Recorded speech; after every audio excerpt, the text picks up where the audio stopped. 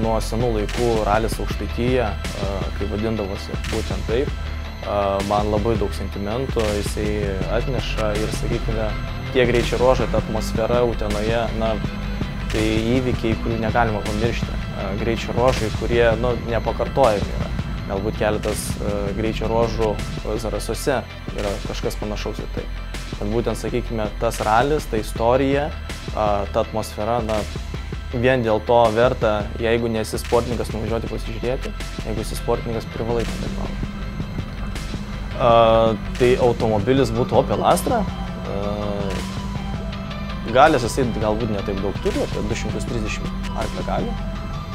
Kodėl su juo važiuoju? Na, vienas, sakykime, iš pigiausių variantų važiuoti greitai. Taip, galbūt galima būtų rinktis naujesnius automobilius Honda, tai būtų tikrai kur kas didesni biudžetai. Tiesiog finansinė išraiška mums neleidžia važiuoti su tais automobiliais.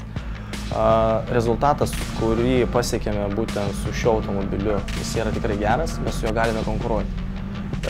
Galbūt jeigu nepasiektume tokių rezultatų, mes tikrai galvotume imti kitą automobilį, jo važiuoti.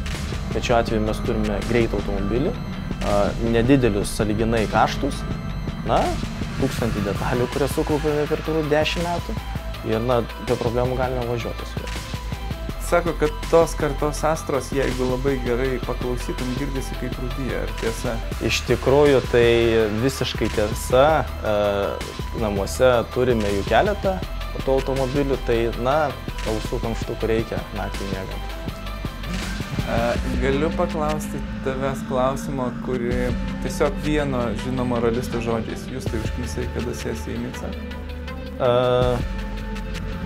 Nepažadu, labai norėčiau sėsti, tikiuosi ir atsisėsiu.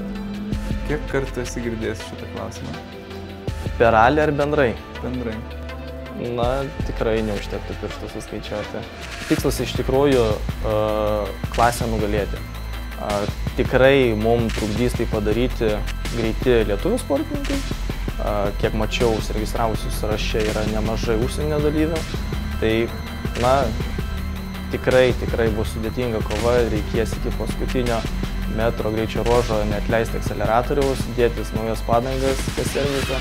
Tikrai reikės stipriai pasiruošti, reikės investuoti daug savęs ir stengtis kuo geriau pravažiuoti.